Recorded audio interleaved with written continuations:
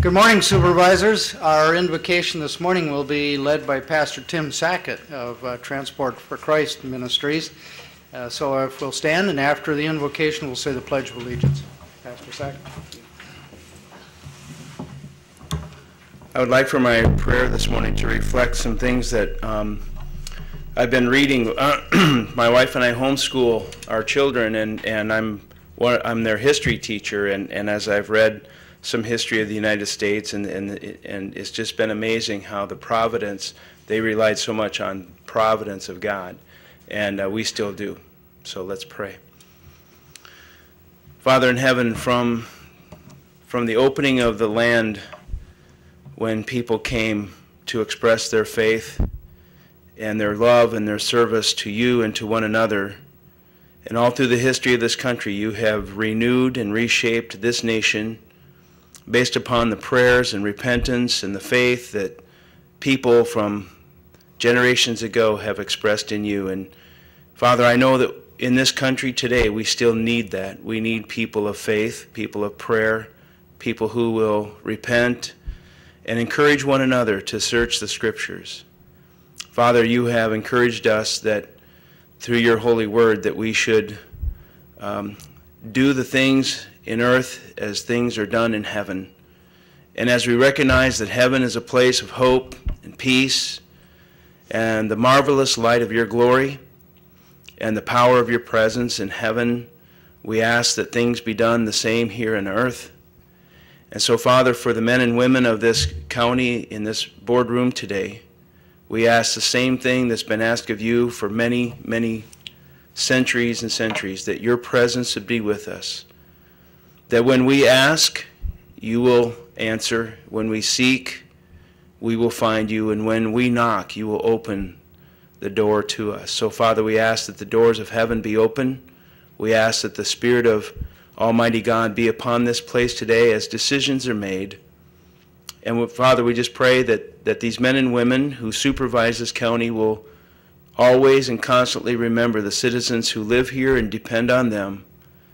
And may their decisions be full of wisdom and grace, and may their decisions be firm and final, based on the best that they can decide upon, the wisdom, the integrity, the honesty that you have placed within us, in our Constitution, in all of our framework of this nation. And we thank you for all the many lives that have been given so that we have this freedom to gather together, to govern ourselves, and to live with each other in a covenant, in a promise that we will do our best to serve and to live as though every person in this county matters the most. And so, Father, we just pray that in matters of education and law enforcement and commerce and business and schools and churches, that in this county, may they all be blessed, and may we all be served by these men and women that are here to serve us. As we recognize your hand upon this place today, we ask in Jesus' name, amen. Amen. Thank you. I pledge allegiance to the flag of the United States of America and to the republic for which it stands, one nation, under God, indivisible, with liberty and justice for all. Thank you.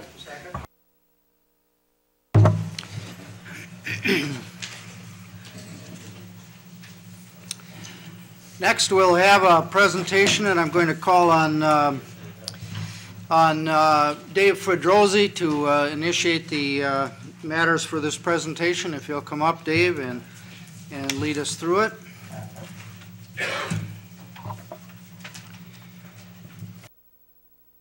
Thank you, Mr. Chairman. Good morning, County Board members. For about the last 15 years, since the inception of our county recycling program, we have produced twice a year a countywide newsletter called Your Wasteline that goes to all of the households throughout the counties with the intent of promoting all of our various recycling and special waste programs, and also including lots of important information to help households throughout the county and businesses find opportunities for ways to improve and expand their recycling activities. Over the course of that time, we have used some different printers throughout the county, but far and away the printer that has done most of the work on this newsletter is Resco Print Graphics here in Hudson. And recently they were fortunate enough to receive a major industry printing award for their work on this newsletter. And this morning, Mr. John Knutson, who is the President and General Manager of RPG, is here this morning and would like to share his experiences with that award and share the award with the county. And I'd like both Chairman Malik and our Chair, Wally Habhager, step forward and receive this from Mr. Knutson on behalf of the county. John?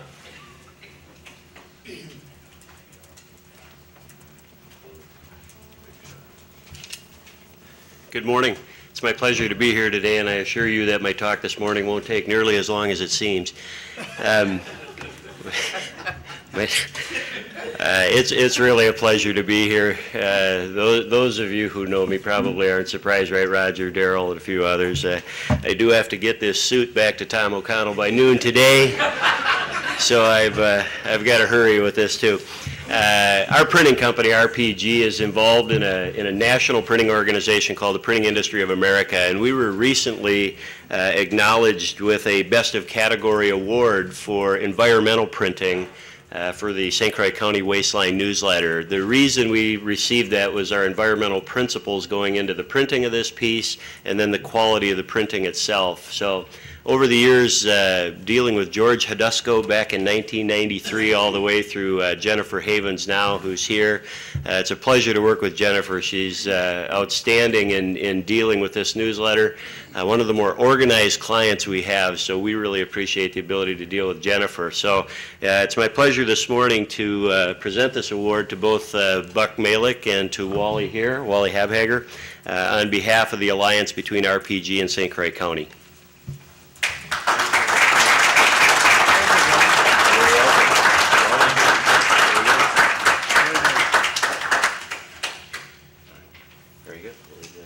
Thank you. I wanted to have it hung in an appropriate place. Thank you. Good.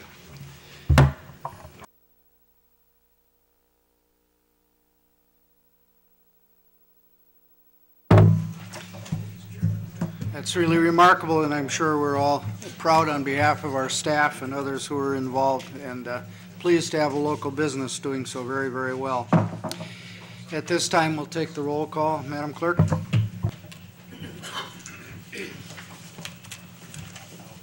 Lois Burry. Here. Brian Hurchin. Here. Julie Spear. Here. Joel Hurchin. Here. Bill Peavy. Here. Gerald Peterson. Here. Charlie Grant. Here. Tom Dowd. Here. Chuck Mills. Here. Dick King. Here. Wallace Habhager. Here. John Mortensen. Here. Esther Wentz. Here. Jean Ritz is absent. Gordon Awesome Said he'd be late. is running late. Okay, Tom Kaflish. Chuck Strumke. Here. Richard Marzoff. Here. Sharon Norton Bauman. Here. Ron Troyer is absent. Roger Rebholz. Here. Bill Cranmer. Here. Daryl Standifer. Here. John Borup. Here. Clarence Malik. Here. Don Jordan. Ron Raymond. Here. Cindy Leonard. Here. Linda Lucky. Here. Stan Kruger. Here. Denise Gunderson. So we have two absent and one expected to be late, who's presently not here. We were going to hear from the judges right at this time in order to accommodate their schedule, but I'm informed that Judge Lindell, who is going to deliver their report, is ill today as he was yesterday, and so we'll schedule them for a future meeting. And we'll move right ahead to the Administrative Coordinator's report.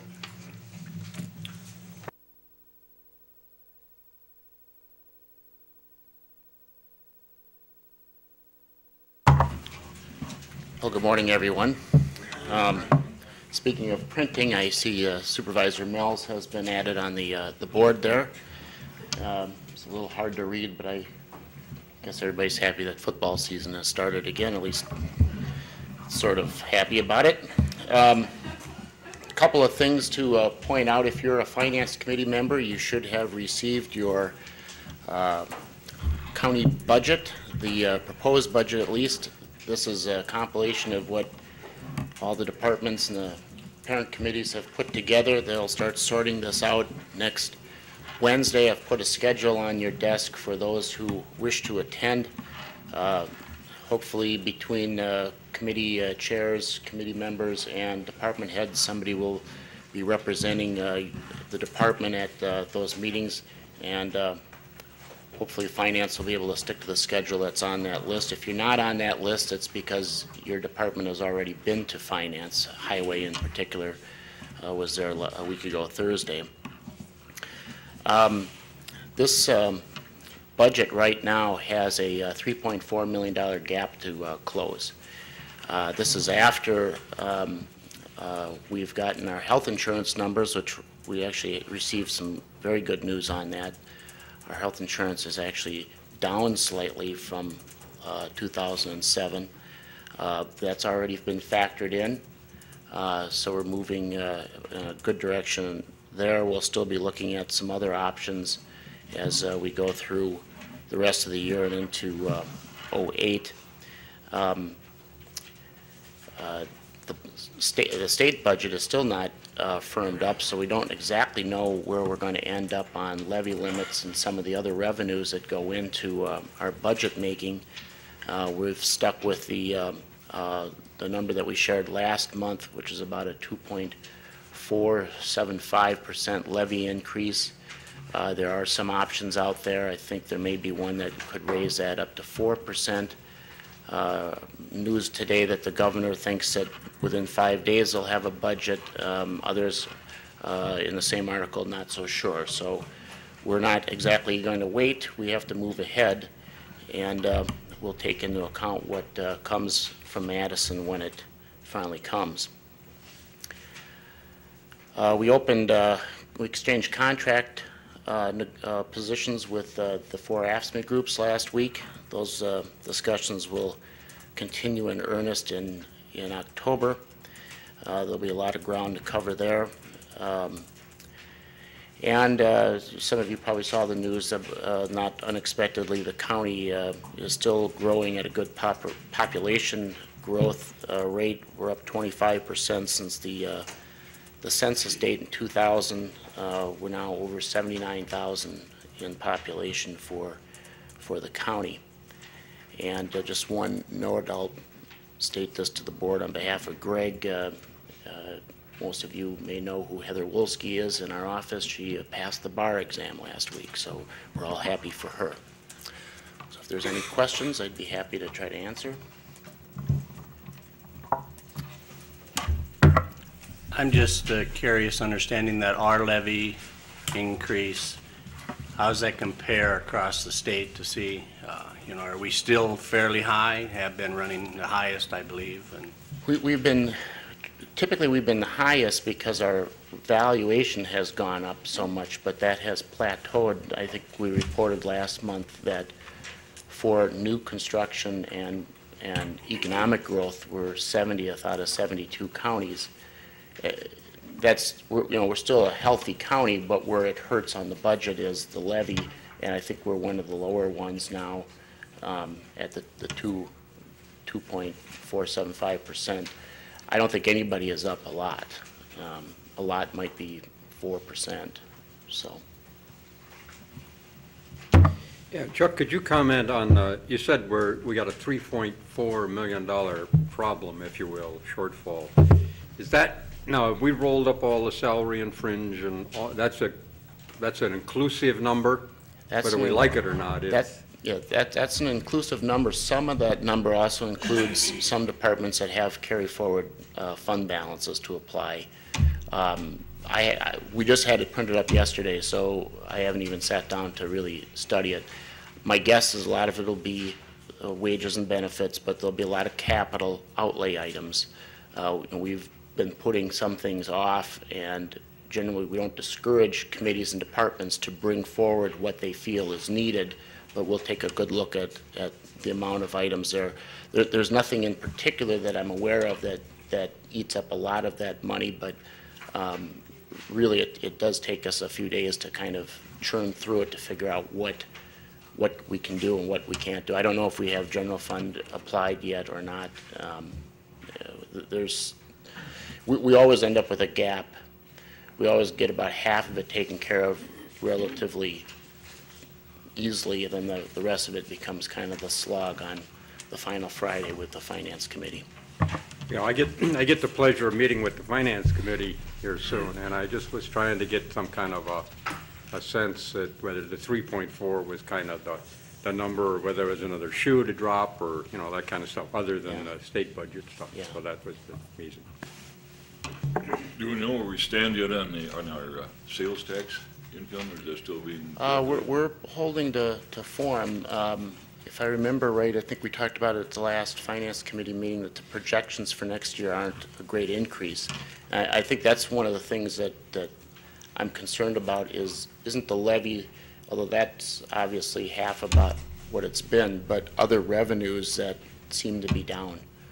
And I don't know if I don't think sales tax is down. I don't think it's up a great deal either. Is that usually a little bit late coming in? I'm thinking of last year when they had a recomputing of it. It usually the last 2 or 3 months of the year we get a spike because of Christmas sales, retail Christmas sales. The actuals are reported 2 to 3 months after they Right. occur is the lag, I think, that Supervisor Mills is relating to. Mm-hmm. It's the projecting into another full year that's really the hard thing, but the current thought is that there will not be an actual reduction, but that the growth won't be as high as it has been in previous years. And of course, in the Register of Deeds office, we know that revenue is way off. I do think that some of the budgets that we've looked at a little bit more closely, complement the department head and the parent committees for their work on it. I think that it's important to put on the table what a department and a committee feels it needs, without being, without just throwing things in for the sake of pushing up the budget. But I think that what we've seen so far is responsible, and it'll be a tough enough situation trying to make it balanced, but I think that the work that has been given to us so far is good. Is there somebody else? Okay, thank you, Mr. Whiting. Reviewing the agenda for you, I've been informed that since the judges won't be here, the only thing we'll have under committee and department reports is the Public Protections Committee report regarding employee survey results. All of the others have submitted written reports, and mine was on the desk. I trust that yours were also. We've delayed that Public Protection Committee report once or twice now. Would you like to do it right now? And are you prepared, Ms. Spear, as chair of that committee, or would you like it to be later? I think so. Everyone had the information last month. They want to begin on this Thursday. Yeah, if I could. One of the things that the reason that we wanted to do the survey is that the employees, we had heard rumors that the employees were looking for an HR person. And instead of just going on the rumor of that, we decided to actually ask them. Excuse me, I have a little cold. And we left the survey pretty much open-ended on purpose, because we didn't want to guide them into answering that question in the way that we were hearing. So we left it open-ended, and the results were pretty amazing.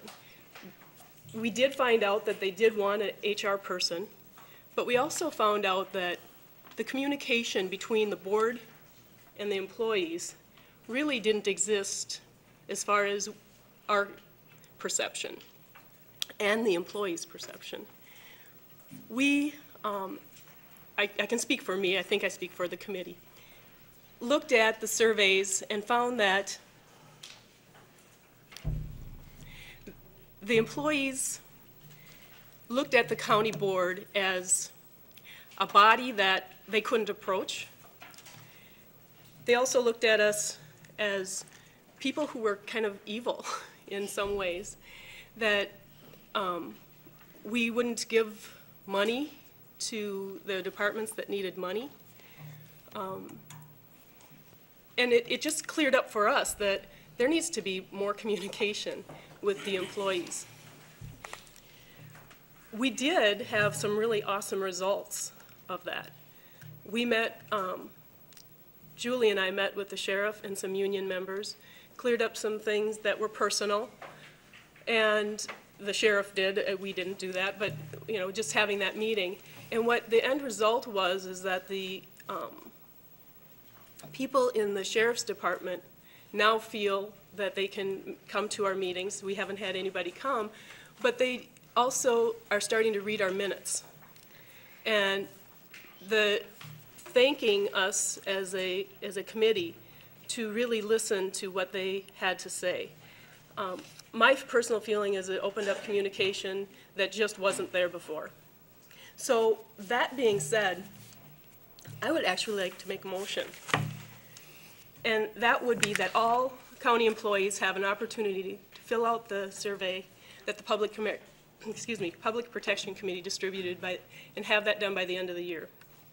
And that the parent committee chairs meet after the survey has been done and has been received back from the employees to discuss the results. I'll second.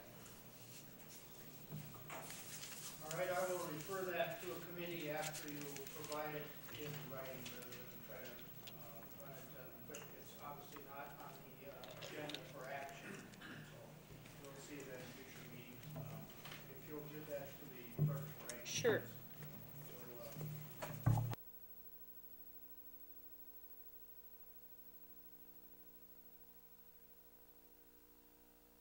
In your packets last month, you received the survey, which is just one page, 4 questions, in your packet. You also received a summary of what the committee did. So if you want to check your packet from last month, you will find all this information.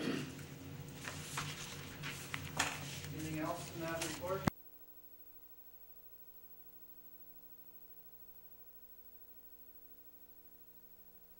Items then. Consent agenda. Mr. Mells, did you want to pull something off there because of the minutes? Just a correction. Mr. Chairman. All right, then, does somebody want to move items 2, 3, and 4 from the consent agenda, noting that the next meeting is tentatively scheduled for October 16th at 9 a.m. Now, this is unusual. If you did your calendars at the beginning of the year, you didn't show a meeting in October. This is an outgrowth of that discussion at our last goal-setting session, last April, May, whenever it was, in which you indicated that you wanted to experiment with having more county board meetings, and the administration committee took that suggestion and directed me to schedule a meeting each month with a proviso that if there isn't business to justify the meeting as we get close to it, that it'll be canceled. So this is, I guess, the second of those experiments, as you will. So kindly put that on your calendar and assume there will be a meeting, but stay tuned in case the workload does not justify it. As you know, the very next meeting after that is the November 6th meeting, the budget meeting. So there would just be some 3 weeks between those 2 meetings. If it's not necessary to have the October 16th meeting, we'll let you know about that. But for now, that's the date of the next meeting. And then we've got the rezonings, of which you were furnished information already in the mileage and per diem report that was on your desks this morning. Somebody care to make the motion for the consent agenda? Mr. Habegger is moving it. Mr. Strumke is seconding it. Discussion. All in favor of items 2, 3, and 4 on the consent agenda, please vote aye. Aye. Opposed, nay. Passes unanimously. Now your point, Mr. Mells, with respect to the minutes of August 21. Roger, on that, number 3, if you will, regarding the public surplus program, the last statement, Supervisor Mills expressed concerns. It was, the meeting would be emergency management and public health as opposed to emergency management and communications. And we have had that meeting. Emergency management and public health. So after the slash mark, you're proposing to strike the words emergency communications. Roger on that, and So replace it with. so we're not referring to the, we're referring now to 2 committees, or really public health isn't a committee, it's a department. We're referring to 2 departments. Right. If I'm understanding you, the 2 departments are emergency management and public health. Okay, does somebody want to second his motion to amend in that fashion? Ms. Spear so seconds it. Further discussion? All in favor of the amendment, please vote aye. Aye. Opposed, nay. Passes unanimously. Mr. Cranmer? There are a couple of things that I noticed in the minutes too. On item 4, about 2/3 of the way down the paragraph, it says Supervisor Cranmer summarized a letter from the library of its understanding the county board is not contemplating selling the land in the near future. I did not say that. I believe it may have been Supervisor Standifer. I'm not sure who. Does anybody want to take authorship of that, or shall we simply strike the sentence?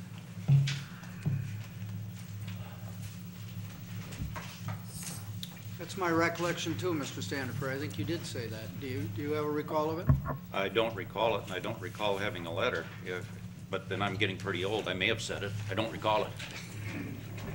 Well, when Ms. Campbell played the tape, I suppose the voice must have made her think it was Mr. Cranmer's. But anybody else want it? Otherwise, we'll take Mr. Cranmer's statement as a motion to delete the sentence. Anybody want to second the motion to delete the sentence? Mr. Borup is so moving. Discussion? All in favor of an amendment to delete that sentence should now vote aye. Aye. Opposed, nay. Passes unanimously. That sentence is deleted as far as an amendment. Something else, Mr. Cranmer? Yes. Let's see, it's number 6, but it's a page over the paragraph about 2/3, I'd say be about a quarter of the way down the page. On page 4, it says the 2008 budget would be capped at $632,000. This is discussing the long-term, or the ADRCs. They will review roles and responsibilities that would be left in the Resource Center and look at levy costs for the impact. Johnson reported that as the bill stands in joint finance, the county contribution would be $2.7 million at this time. The subject actually changes there. Mr. Johnson reported the bill as it stands in joint finance on the long-term care reform rather than the ADRCs. And so I propose to insert, following the county contribution, to insert to long-term care reform would be $2.7 million. And then I also propose to add in the first year, which is, because this is not an annual contribution, I think it would be clarify the minutes.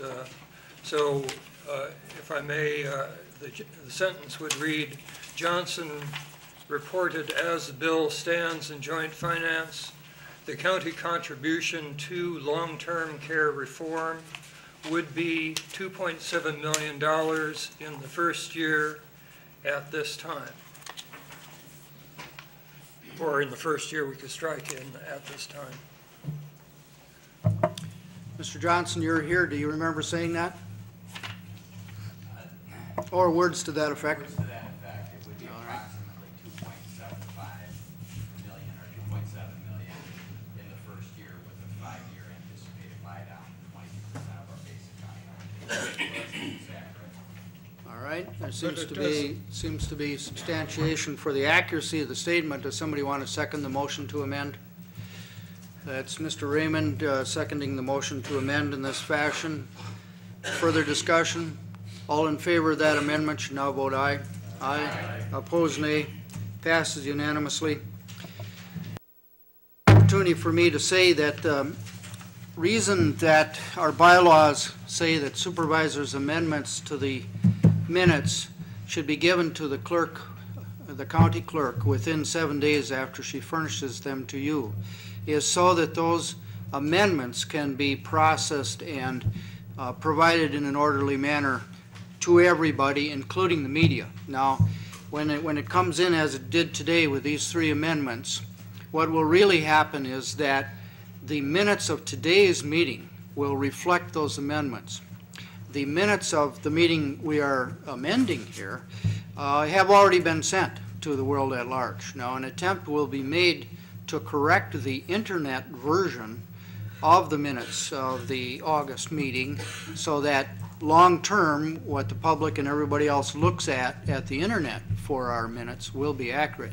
But there is a potential for slippage on that. So to the extent that you members and I, it applies to me just as well, can identify anything that ought to be corrected in our minutes, please try to get those to the clerk within that 7-day provision that's established in our bylaws. All right, now we're ready to adopt the amended minutes. All in favor of adopting the amended minutes should now vote aye. Aye. Opposed, nay. All right, they are so adopted as amended. Do you want this copy for your records? Do you want to say something, Greg? I just wanted to tell you that the minutes aren't official.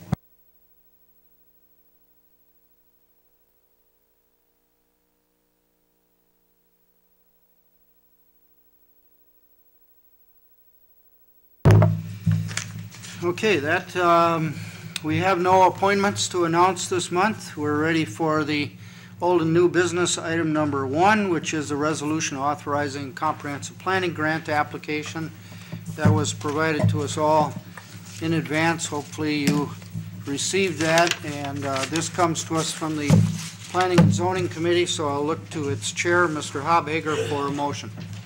You are so moving. Is there a second to adopt this resolution? Ms. Burry seconds it. It was voted in favor by all who were present at the meeting. Any discussion? Mr. Strumke. A couple questions. First is, I understand the 3.4 million shortage, which will probably be really 1.5 or 2. 75,000 is our matching on this, which I think many people would call a substantial amount of money. Is this grant available next year or the year after? And also, are we required to do this?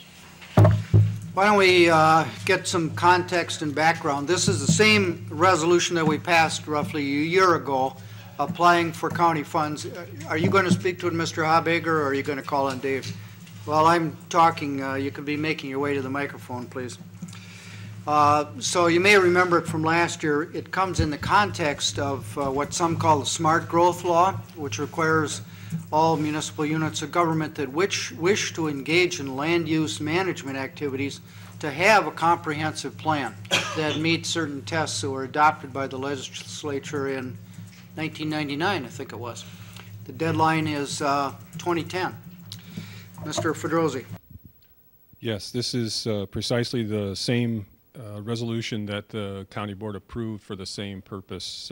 A year ago, it's taken from a model resolution provided by the State Department of Administration for this purpose.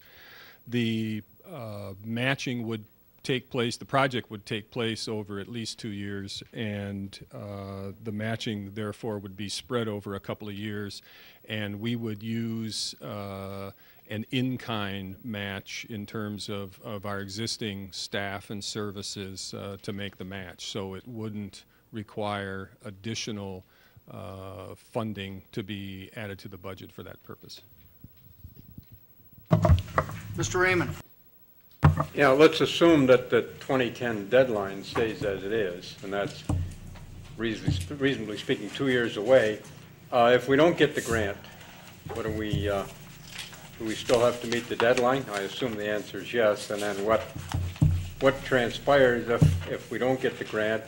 And we lost the grant last time for some reasons, and have we corrected that particular set of reasons? So maybe 3 questions. More importantly, maybe than a deadline, is the need to update our county plan, which is now 7 years old. Yes, we did apply a year ago. It was fairly late in the game, and we have met with West Central Regional Planning Commission, which is organizing the project and the grant application. Unlike last year, we have another county, Barron County, who is participating in the application, and the local units of government that will be a part of it are only going to be from our 2 counties. And redoing the strategy was based on meeting with the State Department of Administration staff after last year's application process to address those kinds of issues as a part of our application. If we don't, we've got maybe 3 different balls in the air here. One is update our plan, which needs to be updated. Number 2, this particular grant cycle and additional funding to help support that. The other thing that we have been organizing this project around is a whole set of mitigation activities associated with the St. Croix River crossing, which has been interrupted with the lawsuit recently, although there are a number of things with that moving forward. So that all of those things will play out, hopefully, in the next 4 months, when we will have the announcement of this grant award. And how we proceed will depend on how all of those play out. Obviously, we have been talking about it regularly with our committee, and how we move forward, how large or small this project is, will depend on how those 3 variables play out. I might have missed an answer to one of my first questions, but I believe this is all generated by what the state created, was called smart growth. And it's my understanding that smart growth was kind of done away with by the state. The second point is, the question, is smart growth still? Yep, it's still very much with us. It's got its same basic format as it did in the inception, as it applies to us. Okay. And then the one question was, can we apply for this next year? Albeit I understand the times and all the 3 balls in the air concepts. And then I was confused by what you said when you said we have to do a matching of 75,000, but it doesn't require an increase in something. And, you know, if we're going to provide matching funds, it has to come from somewhere. We would provide our match with an in-kind match of our existing staff who would work on the project. We can use the value of their cost as an in-kind match for the grant. My understanding. So, Mr. Hobhager, the staff is going to be working on this whether we get the 75,000 or don't. Is that the bottom line of it? Well, Mr. Chairman, the bottom line is by 2010, we have to do this one way or the other. We're trying to get outside funds to help us do that so we don't have to spend our own money. That's the idea. All right, members, are you ready to vote? Mr. Cranmer? As I recall, in the extension minutes, there was something about the extension people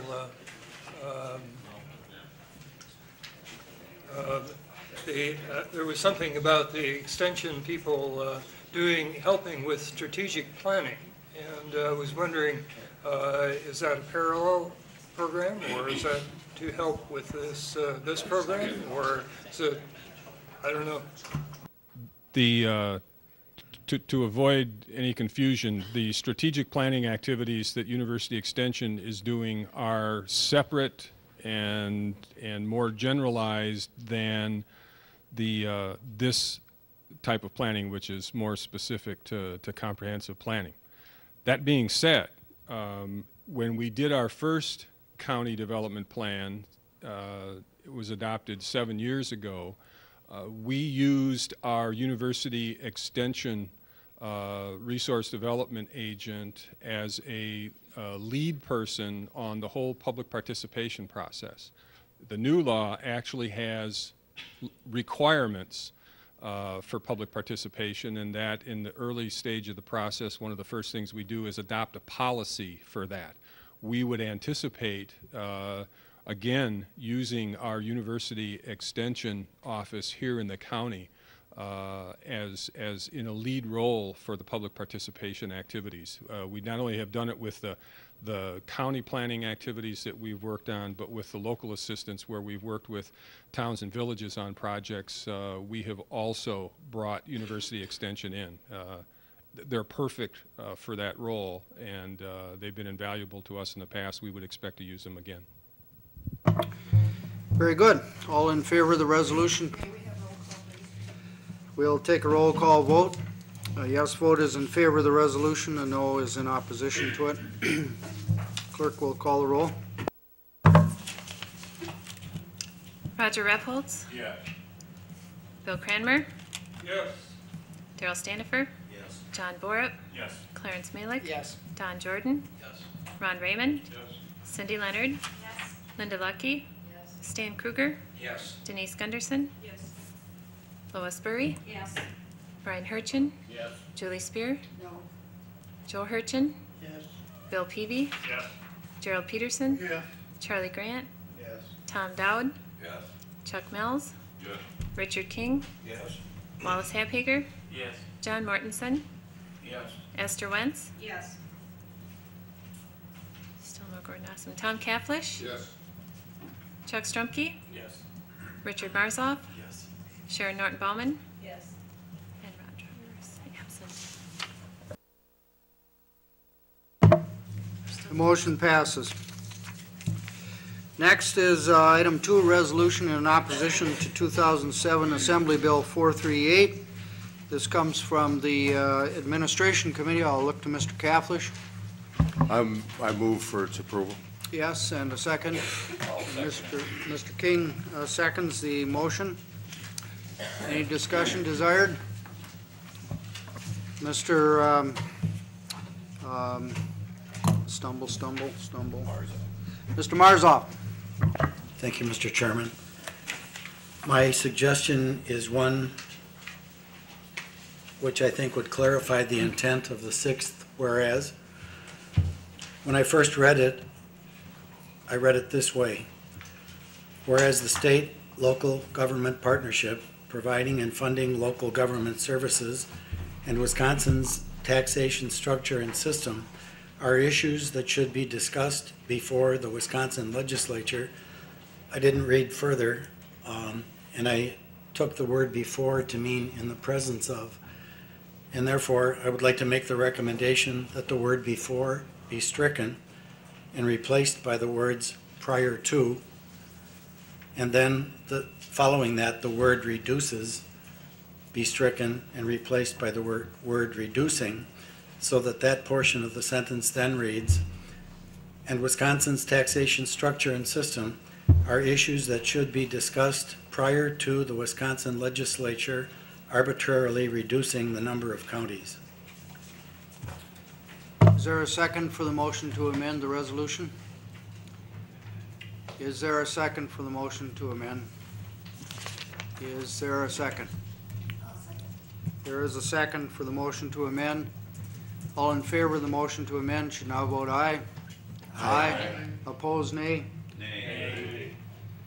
Show of hands. All in favor of the amendment to change the word before to prior to and the word reduces to reducing?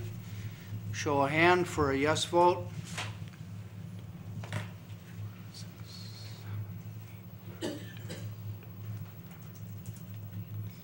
I got 17 votes in favor, so the amendment passes. Are you ready to vote on the resolution itself? All in favor should now vote aye. Aye. All opposed, nay. Nay. The resolution passes. Third, authorization to exceed the lodging allowance for the Wisconsin Counties Association Conference. You have presumably received a memorandum from the clerk discussing what is required there. I see a microphone on over here. Is that okay? Any discussion desired? Mr. Kruger.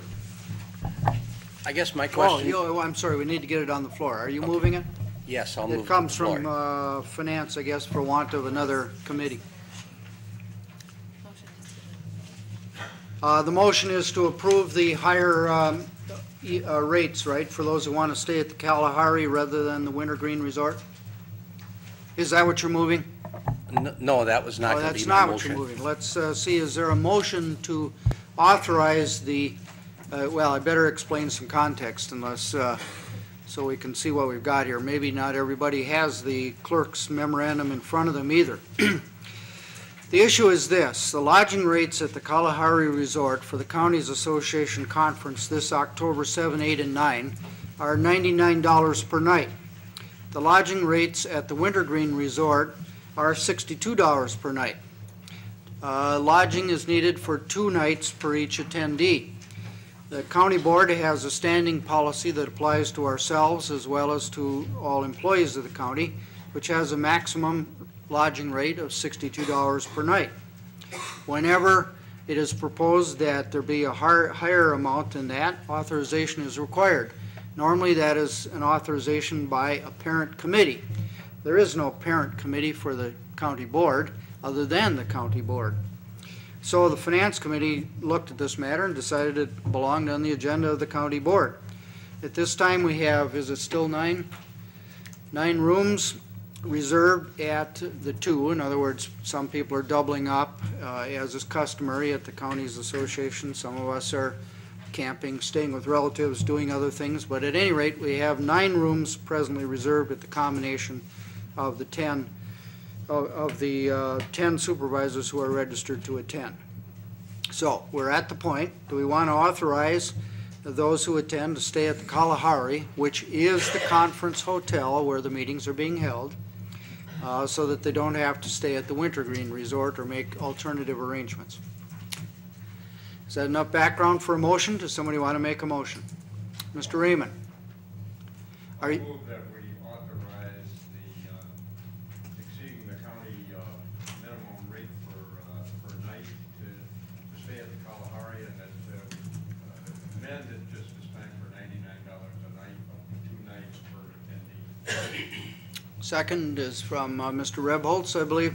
All right. Mr. Kruger, you wanted to discuss this or what? My only comment would be, if any one of our supervisors that want to stay at the Kalahari compared to the Wintergreen should be paying that out of their own pocket. Any other comments, discussion, or questions? Mr. Mills. Oh, it's just a personal comment, but I intend to stay at the cheaper one. And it just seems like in some of the cases, and we've had several, where there's been really no choice because there has been no cheaper motel around an area of a conference, and you only had one option, and that's to do with the expensive one, or else sleep in your van and have prostitutes and street people knocking on your windows. This one, the Wintergreen, is fairly close. I intend to stay at the cheaper one.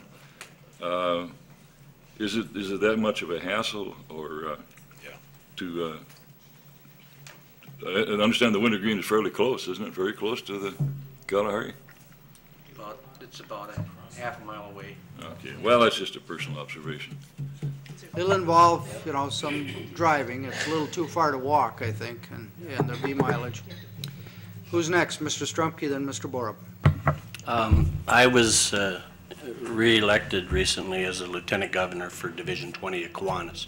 I was sworn in last weekend down at the Kalahari. And I did not stay at the Kalahari at that one, and I called around to find a cheaper place, even though it would be reimbursed. I would support the idea that if you, for your own personal convenience, want to stay at the Kalahari, I would agree that that should be paid for, that difference should be paid for out of the supervisor's own pocket. Mr. Borup, you're next. Just a comment that it perhaps would be appropriate for our board or other boards to urge WCA in the future to go to facilities that are compatible with the $62 rate, that they're really setting the tone for this, and there are lots of hotels you can get in the $62 range. You were next, Mr. Raymond. Did you wish to speak again to this point? Well, my thought on the subject was that if we've got people willing to take the time to go to a conference, if you go to a conference, it's always helpful in networking and going to meetings if you're staying in the hotel where the conference is being held. And I guess my feeling is if we've got people willing to devote their time and efforts to go there, probably ought to try to get the most benefit out of their being there. That's all. Mr. Marzoff. At previous conferences, shuttle service has been provided from the satellite hotels to the principal hotel where the conference takes place. Is that the case in this instance? The clerk thinks that's the case here. I remember that in Milwaukee or Madison. That's a routine factor. Mr. Grant? Don't the county have like a 10-year contract with the Kalahari, and what was the rates for that? When the county association, has anybody got any idea what the rates were for the room? I think you're referring perhaps to the Wisconsin County Highways Association, which has, according to Mr. King, has a special rate, but he doesn't remember what it is at this moment. And, well, it hasn't been passed on in this instance to those of us going to the WCA convention. Mr. Rebholz. At $99 at the Kalahari, you're getting a special rate. Because if you go there on a weekend, you're going to pay $130 to $140 otherwise. Well, this starts, of course, with Sunday afternoon and then goes on from there. So there's your answer, I guess. I'll ask for a roll call vote, and we'll begin the voting at this time. A yes vote is to authorize the rate for those supervisors who incur it, and a no vote is not. One more point, Mr. Kruger? Or were you going to ask for the roll call? I'm going to ask for an amendment to that motion that if it's up to the county supervisor, if they want to stay at that higher rate, that they pay it out of their own pocket. With all due respect, I think that's always an option available to any supervisor. If you mean to make that mandatory, then you need to vote no on this motion, so that the difference between 62 and 99 would not be authorized. So a yes vote is to do it, and no vote is to only authorize $62 per room. Bill Cranmer? No. Darrell Standifer? Yes. John Borup? Yes. Clarence Malick? No. Don Jordan? No, yes. Ron Raymond? Yes. Cindy Leonard? No. Linda Lucky? Yes. Stan Kruger? No. Denise Gunderson? Yes. Lois Burry? Yes. Brian Hurchin? Yes. Julie Spear? Yes. Joe Hurchin? No. Bill Peavy? No. Gerald Peterson? Yes. Charlie Grant? Yes. Tom Dowd? Yes. Chuck Mells? No. Richard King? Yes. Wallace Habhager? No. John Mortensen? No. Esther Wentz? Yes. Jean Ritz is absent. Still. Tom Kaflish? No. Chuck Strumpke? No. Richard Marzoff? No. Sharon Norton Bauman? Yes. Roger Rebholz? Yes.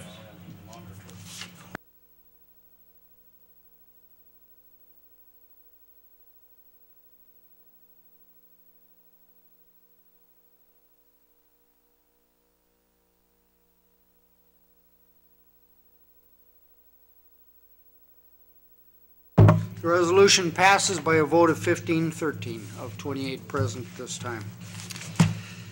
All right, we'll move along to item number 4, the resolution amending the county employee personal time off donation policy. This comes from the Finance Committee wearing its Personnel Committee hat.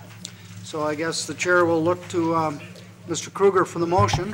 Yes, I'll put this on the floor for approval. And it looks like this was provided in your homework packets. Is there a second for it? Ms. Wentz offers a second on it.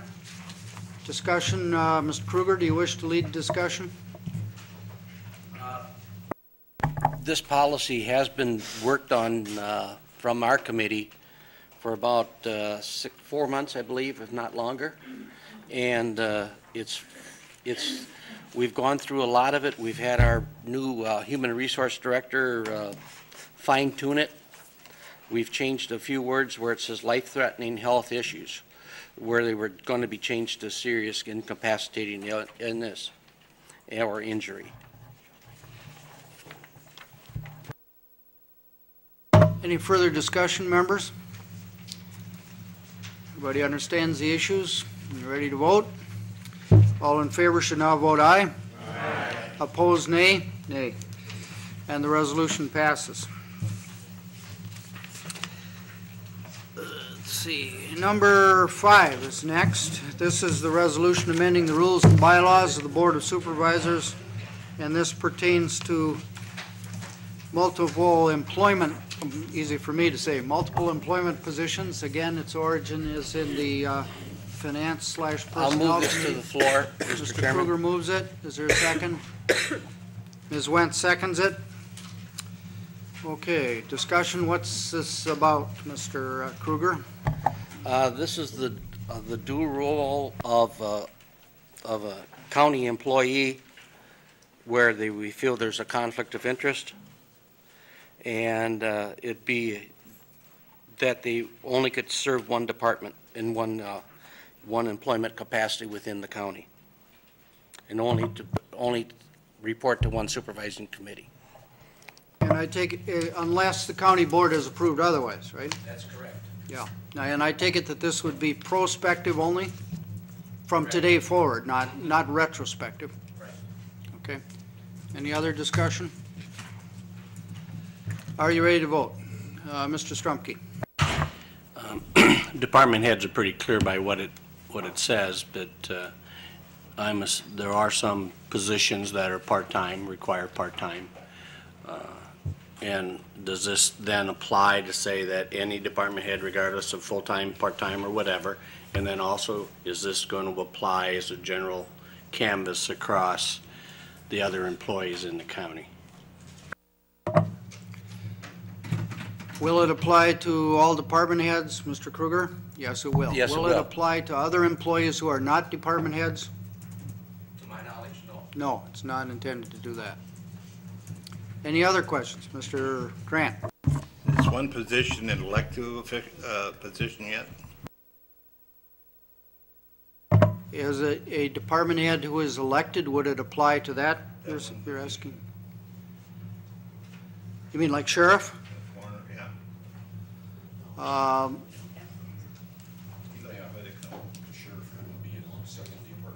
It would apply to a position like the sheriff, yes. Yes. Now, right, that's your question. Mr. Rebel.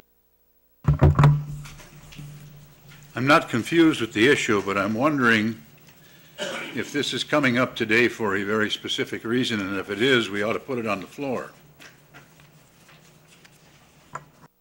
You, I believe, if you'd like the floor back, you're welcome to it. Is this being put on, is this being put into the form of a resolution today so that the medical examiner does not work at combined jobs in the county?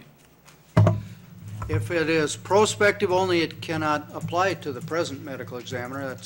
That was my intention in the clarifying question to Mr. Kruger. Does that help? You've answered my question.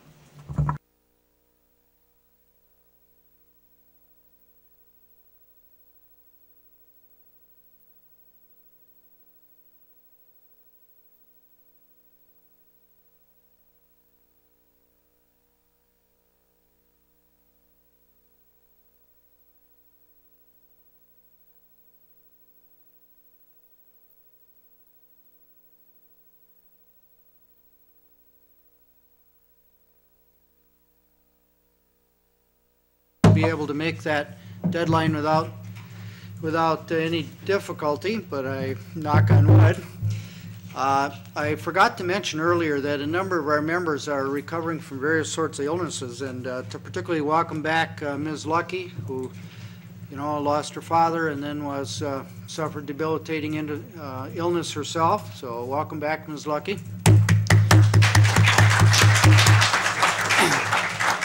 Mr. Mortensen tells me that he's recovering well from his surgery. He's been able to resume his normal place in the seating order. He sat in your place last month, Mr. Dowd.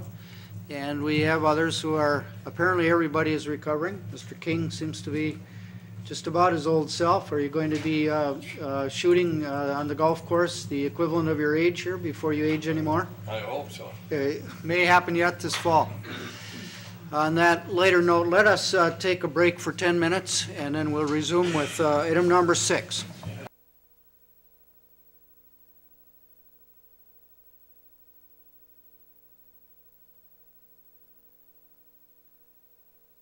Ourselves together here, let me mention a proclamation. The Planning and Zoning Committee adopted a statement that the month of October 2007 is hereby designated as Community Planning Month in St. Croix County, Wisconsin, in conjunction with the celebration of State and National Community Planning Month. This is, as you can gather, a nationwide, a statewide, and now a county-wide recognition of the importance of community planning.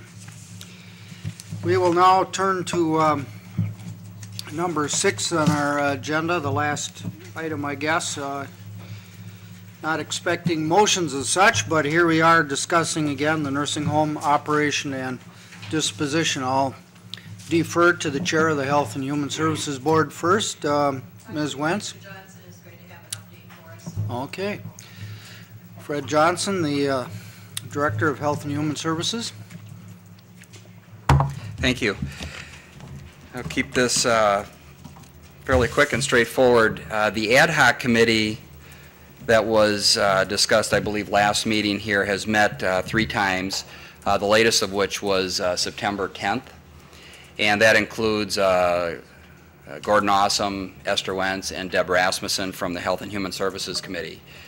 Some key points that, again, continue to be discussed are assurances of service to the Medicaid population, maintaining a facility in New Richmond, and which would obviously keep employment opportunities available for staff.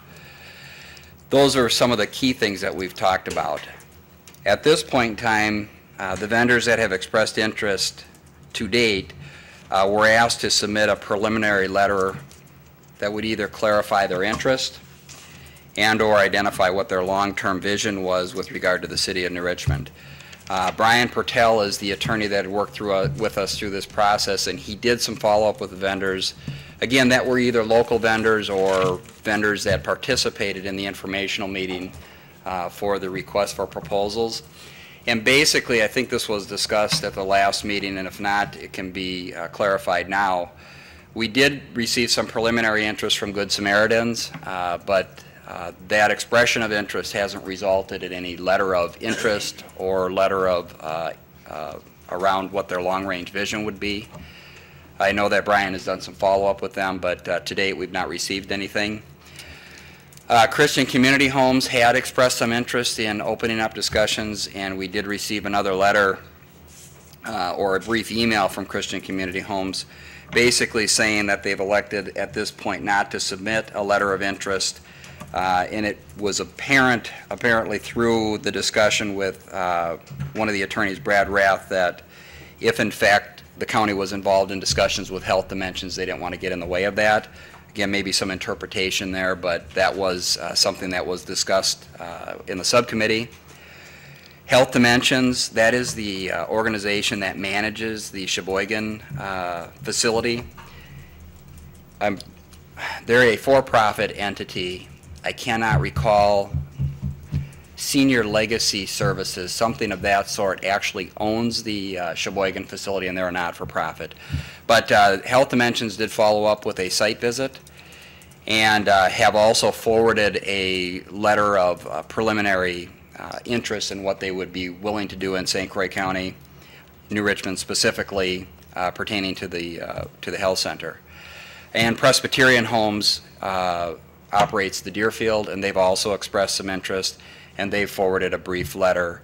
So I would anticipate at this point in time that the ad hoc committee will meet, review these alternatives, and probably would be I would anticipate work with Brian and Brad from DeWitt, Ross, and Stevens to highlight or bring forth some sort of a best and final negotiation, at least put it in some sort of a letter of intent that's more specific, and bring that to the ad hoc committee, which would then likely be brought to Health and Human Services and then on to the full county board.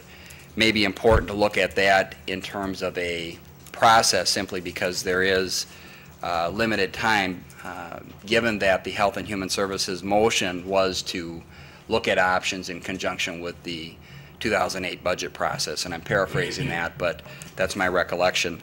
So that's what I have to report today. I've just received the letters of interest, and there is detail that I haven't discussed here, but we'd certainly be working with the ad hoc committee to look into those details.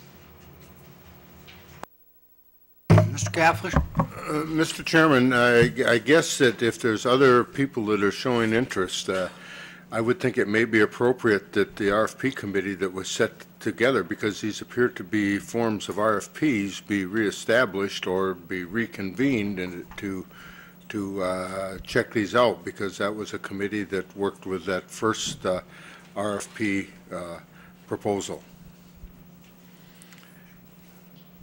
And if that needs to be done, I guess I would make a motion that the RFP committee that was originally involved in the negotiations be established or reestablished to look at these new RFPs. I'll second that. Motion has been made by Supervisor Cafflish and seconded by Supervisor Cranmer to reestablish the RFP committee to look, what did you say, to look at these options? Yes, to look at the options like we were originally established to do.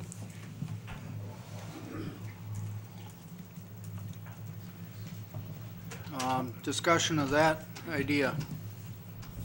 Mr. Marzoff. Some time back, I asked the question regarding the December 2001 County Board meeting, at which the board voted to adopt the recommendation of the Health and Human Services Commission to build a new nursing home after downsizing. That question still has not been resolved, and here we are talking about an entirely different issue. I would really like that clarified.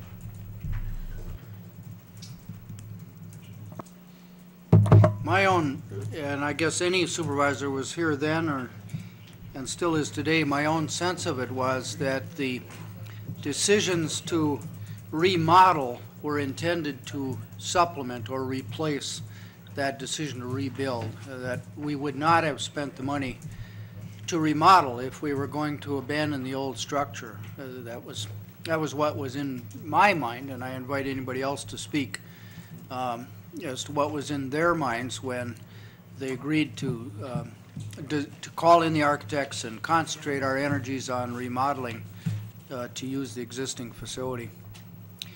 Anybody else wish to, respond to Mr. Marzoff in some other way than that? Mr. Raymond, you're next. My recollection is similar to yours. So, I think the remodeling somehow came into play as a, I don't want to call it a replacement, but we spent quite a bit of time working on what to do, and but also I'd like to, at your earliest opportunity, come back to the motion that's on the floor, but I'll let the conversation roll here until you're ready. You want to follow up, Mr. Marzoff? I would just like to add that on August 6th, I went to Spring Valley and spoke with the administrator of the Spring Valley Nursing Home after having learned by sheer accident that Spring Valley is in the process of building a new 3-tiered operation that includes a new nursing home, an assisted living facility, and an intermediate facility. It's also my understanding that there are federal funds available for such a project, which our county could take advantage of. And I frankly don't understand why we have not moved forward with that and utilized the funding that's available.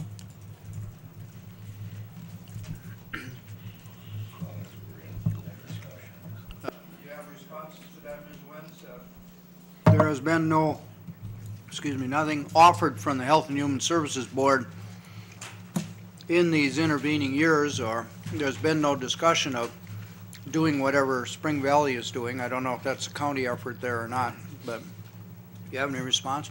I think Spring Valley is a municipally owned nursing home. Spring Valley owns it, and they have the land. I think when we talked about building the nursing home, that was when we had the first study by Keefe, I believe, and then it went to Whipfley, and we did the remodeling because we felt that so much of our effort was spent in taking our residents up and down the ramps to be fed, and we thought if we had dining rooms on each floor, it would cut back the number of people that we had to have and the hours spent transporting them, and it could go then to really resident care. I'm not sure. I think that it would be possible to provide a new nursing home in Richmond. I think the county would be able to do that.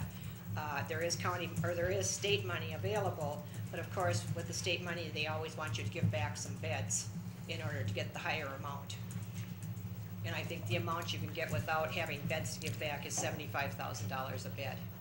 However, you can make some arrangements with the state to get a higher amount.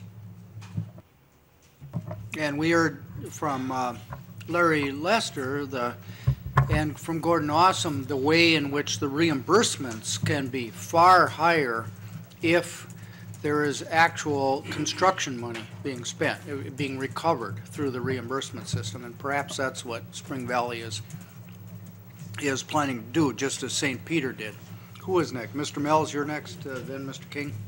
I think that Mr. Marzov's questions can be answered by the extension of the motion on the floor to continue the RFP meetings. I think that these things will be considered. Okay.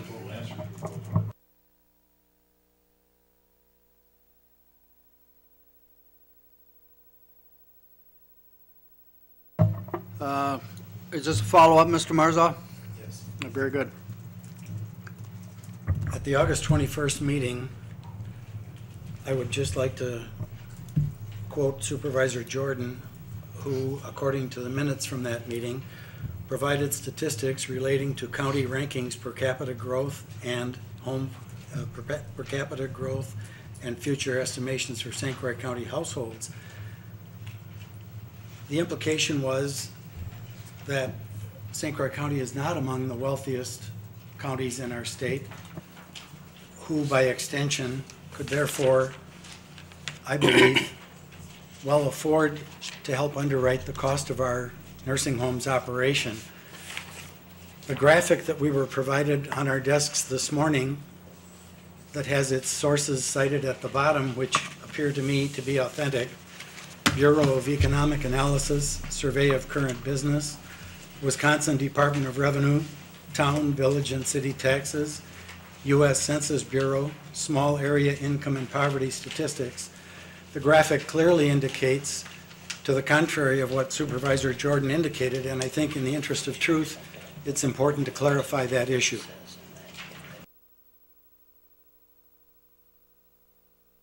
Mr. King, you're next. Yeah, I was going to make these comments a little later, but I better make them right now. There's a lot of people on this board that, for one reason or another, want to close the health center. One of the reasons, and I've been on the board a long time, to close the health center is they would like to move Health and Human Services to Hudson. Already I've seen plans to add on the government center here for the tune of about $12 million, with the money coming from selling some of the property at Hudson to pay for it.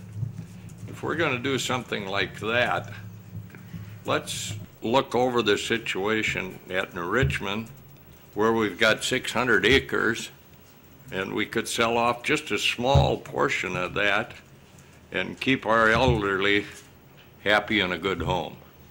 I think we should look into this. If we feel the old home isn't adequate, why not build a new hospital on our 600 acres? Thank you. Mr. Raymond? Yeah, I guess I'd like to come back to the motion that's on the floor about involving the RFP subcommittee, if that works at this point in time. It sounds like the ad hoc committee, the committee that Fred's talking about, so I don't get mixed up with semantics here, has got some viable offers that they're going to be soliciting additional information on. And I think engaging the RFP committee is probably a good idea, but it might better be done after some sorting and culling by the ad hoc committee, because it sounds like we've got serious people, viable offers, and they're doing a pretty good job. Maybe before it comes to the county board, after the ad hoc committee's done their things, it should be referred to the RFP committee in a little more rigor or whatever, whatever they do. And that this time we find a way that we don't lock the doors, or we don't do it, we don't have the closed door kind of a thing, if we can keep a little more open. So that would be my comment, and I'd like to, if necessary, amend Supervisor Kaflich's motion to make that clarification. And I don't know that that's necessary or not. Well, let me suggest we wait and see how the discussion goes for a little bit without prejudice to your right to offer an amendment at any time you want to. Mr. Dowd.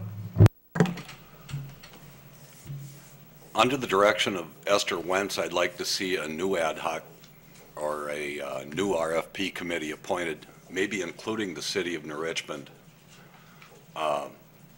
Somebody, a representative from the city, be involved with it for a fresh look at this, rather than the same people on the same committee rehashing the same things.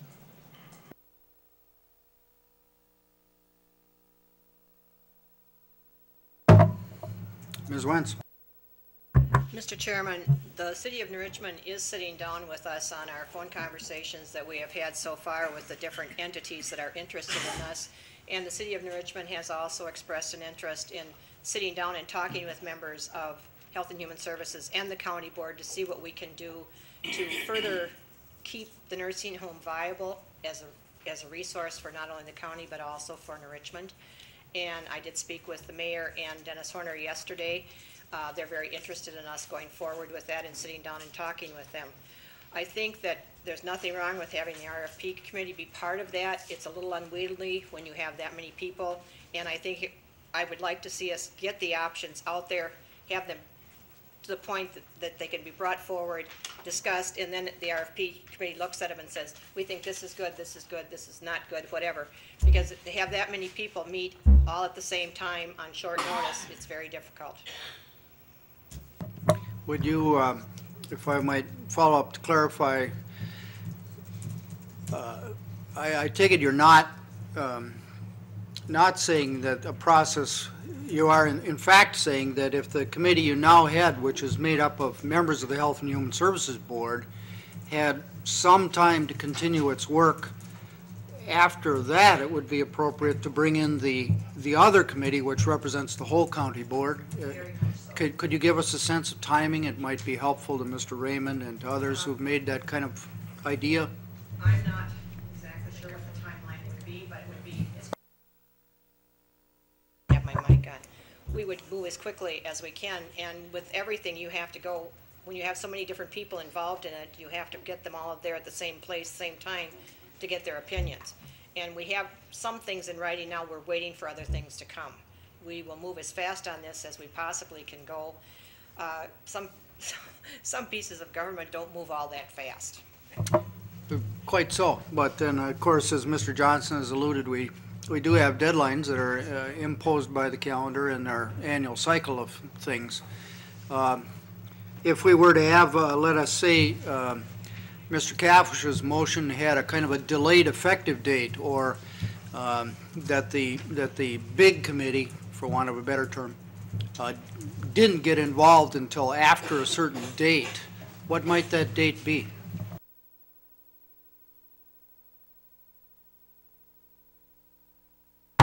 When is the next county board meeting? I don't have that. Well, it's tentatively set for October 16. The next one after that is November 6. That's in a sense of why I was suggesting that possibly we could decide today on some sort of, which helps to keep us all on track, and recognizing that we're not in a posture to, discuss without progress. We have to be moving forward, and we appear to be moving forward. But of course, others besides ourselves don't have the same deadlines, and for them, sometimes longer time is better. With respect to health dimensions, they're the ones that are managing the operation in Sheboygan and seem to be doing well, but how much can they bite off at one time? And it's just fact.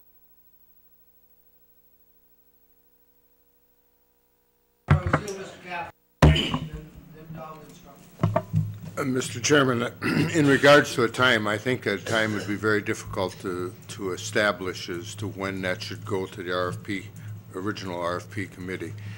I think that we appear to have two proposals, or the initial aspect of two proposals before us, and I think that any time that we have that, it would be a good time to bring it to the RFP committee to be able to help evaluate what those proposals are. Mr. Dowd, you're next. I would like to put mine in form of a motion under the direction of Esther Wentz that a new RFP committee be appointed. Pardon? Can you amend the existing motion, Mr. Dowd, or do you need to wait for the defeat of the present motion? What's in your mind? Well, I'd just like to put it in form of a motion to get another RFP committee appointed. Well, an amendment is in order, but a new motion is not. Amendment. And the words of your amendment are? I would like the county board to appoint, or the chairman to appoint, a new RFP committee to get a fresh look at the RFPs and have the city of New Richmond involved in the talks, and keep the meetings open rather than closed session. So no negotiations, is that what you're saying? What do you mean by no negotiation? Well, I mean, it's negotiations usually require the other party. The other party is demanding confidentiality, and if the meeting is open, it's impossible to comply. I would like to keep the meetings open, so at least the city's involved, and I believe that's the reason that they spoke against the last RFP, because they weren't involved in the process of the nursing home. Sounds to me like you're offering the type of amendment which completely replaces the previous motion. Now, I take Mr. Timmerman sometimes disagrees with me, but I take the position that that is allowable if the body feels they want to go in that direction. Is there a second for this amendment to replace the previous motion? I'll second that. Ms. Burry offers that amendment, that second. So now we're talking about an amendment which would replace the previous motion, and it would call on the chair to appoint a new RFP committee to involve the city in the discussions and to have its meetings open. And the discussion continues.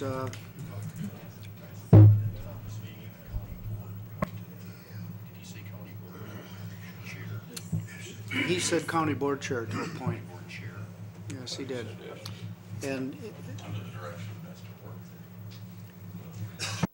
are we having a moving target here? One amendment at a time, if you please. Mr. Caff.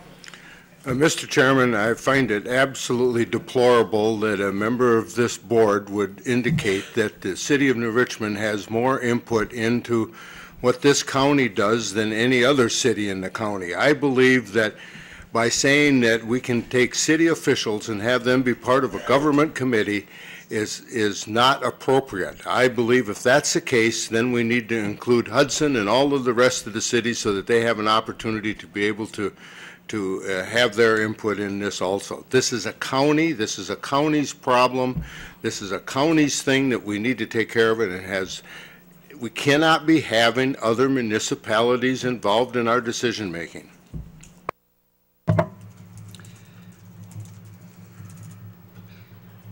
Quite frankly, let me express my view, and I'll get to Mr. Marzoff in just a second, but I think in the present posture of the matter, the motion that's been offered would give the chair discretion as to make the appointments, but I would think that in the context of what we've been talking about, the chair would certainly have Ms. Wentz on the committee.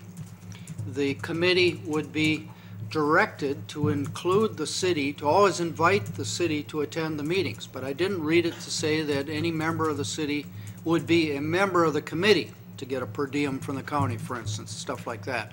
I'm assuming that's not what was meant by either the movement or the seconder, but the point is to make sure that the city has an opportunity to be present.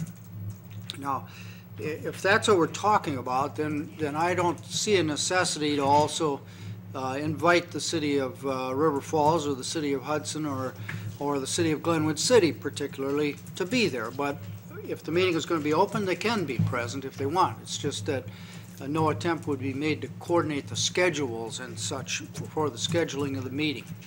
Now, if that's the kind of thing you're thinking about, I don't find that as offensive, perhaps, as you do, Mr. Cafflish. Mr. Marzoff is next.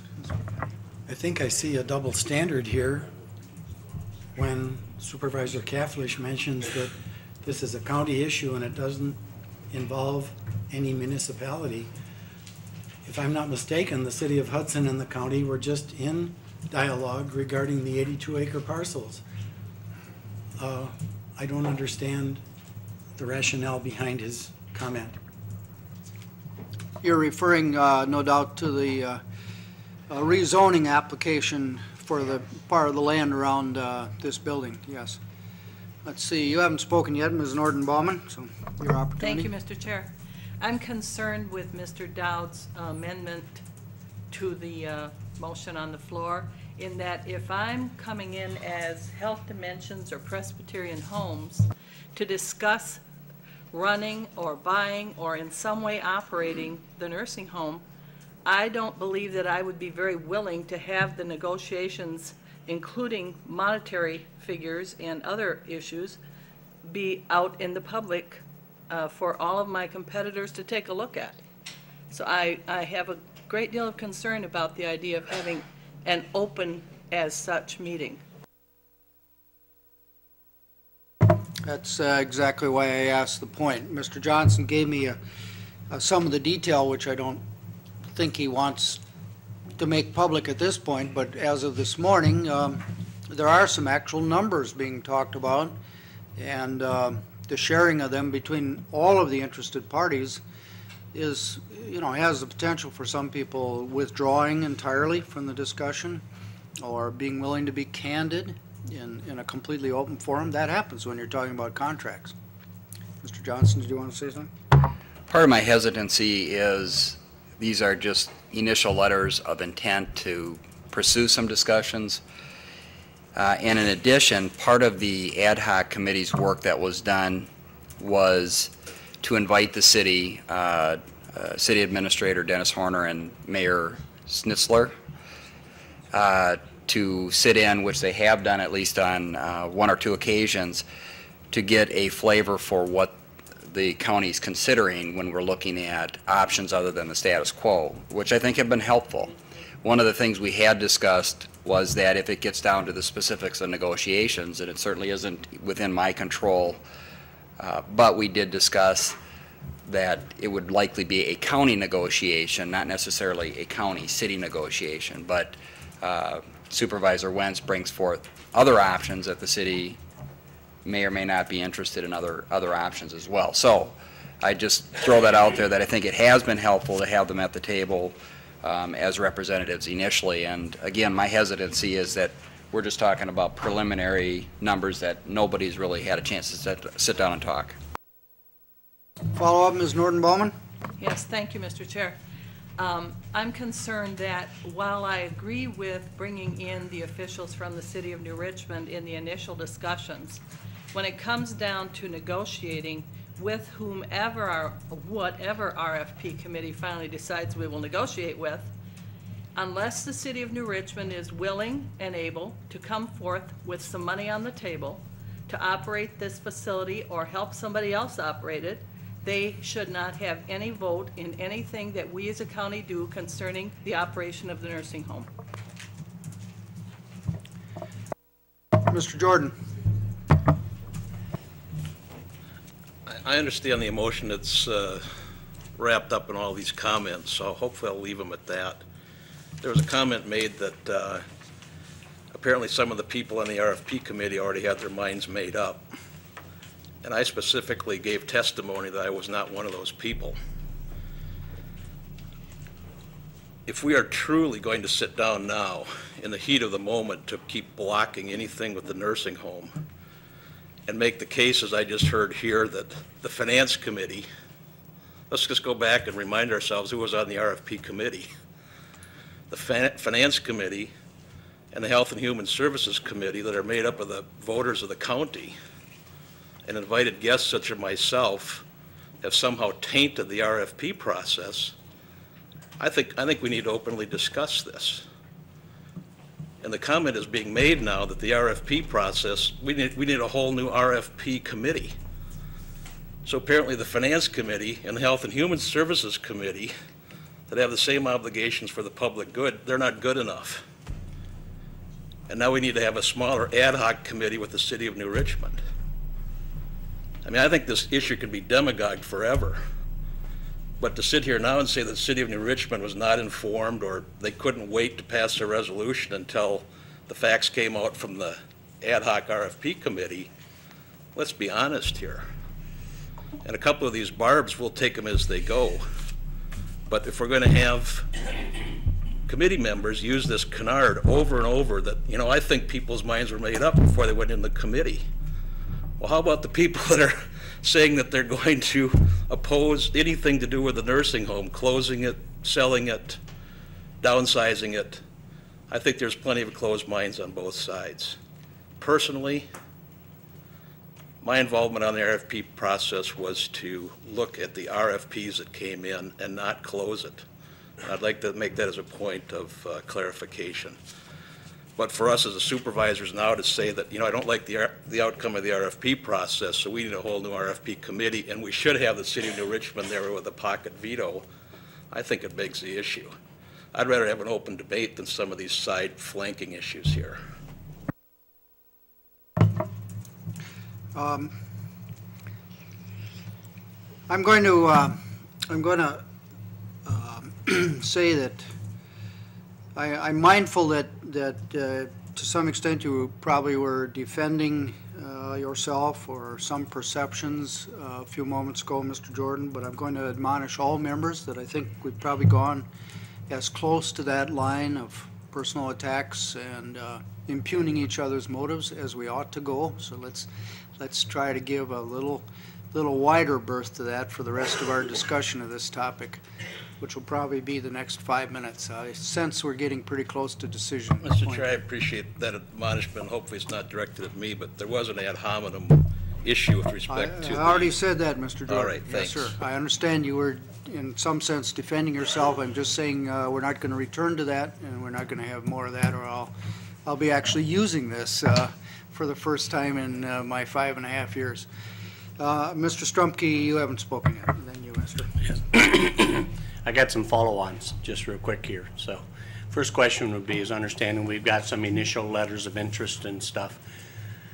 I think it's safe to say that you're going to get letters of interest as soon as all the other people find out what we were actually looking and talking about, which is the millions of dollars that all of a sudden that committee, I thought, went beyond what the intent of the county board was. They sure went beyond what I thought the effort was. So the first question is those letters of interest, I know you don't want to divulge anything, but do any of them involve us giving them money? Okay, so that's why we're getting letters of interest. Now, I will propose a motion on the dollar issue after we get past these first two votes we got here. I think... Let me say with respect to this, something that I told Fred I was sure somebody would say it. Since nobody said it yet, I'm going to say it. If you'll pardon me, that the idea that this county would subsidize any other party at a higher amount than the amount requested by CCH in its initial offers to us strikes me as being far-fetched. I think a number of us were on the border of laughter when we first read the request for subsidy over a 5-year period from CCH. And I think I know you well enough to know that significantly more than that is not very likely to happen. All right, having said that, if you pick up where you were, Mr. Yes, that's actually an issue where I was going to get to. And the point of that is that that dollar figure, in my mind, is too high. I don't think it would have got passed here. So the statement about it being no higher than that, I think we need to be looking at, I don't see where we should pay anybody to take it above the cost of closing the facility. Are the beds filled now? Or is it full?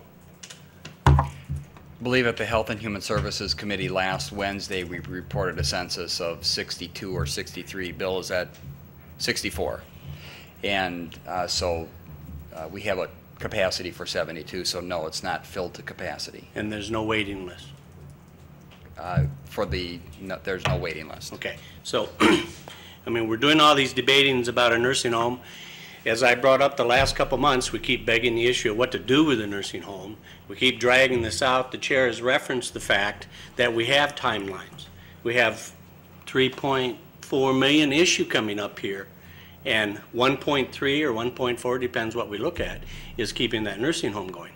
So there are some critical timelines that need to be looked at here. The fact that Spring Valley is increasing, and I appreciate that information from Supervisor Marsdorf, is the fact that Spring Valley is increasing their size will show even a decreased demand for our facility. The thing that's being forgotten and not restated over and over again here is that we're not in the business to compete with private enterprise. If somebody else wants to run a nursing home, let them have it. We're not providing it because it's needed. It's not needed. I support a new committee, by the way. I support the amendment. As I understand what the chair has said, that New Richmond person is a nebulous thing because they're not going to be voting. They can be there, but so can any other person that wants to be there. This is the sale of government property. I see nothing wrong if somebody wants to make a bid to buy that nursing home or take it over or whatever we want to label it. I see nothing wrong with that discussions to be out in front of the citizens of the county. If somebody wants to do that, then the rest of the county ought to know who's doing it and what are they saying. So, thank you.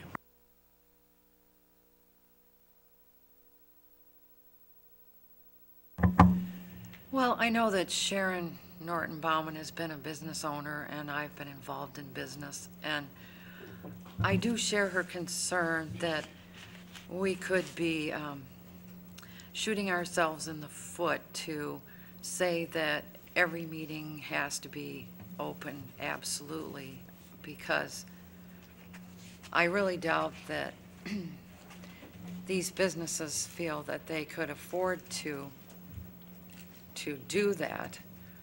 And I'm glad that New Richmond is showing an interest, and perhaps, they can attend meetings until, it gets to the real nitty-gritty or something, in which case the group should have the authority to go into a closed session just to keep the options open, to keep the discussion viable. I just think at some point you probably need to do that, or you're going to lose your potential interested party.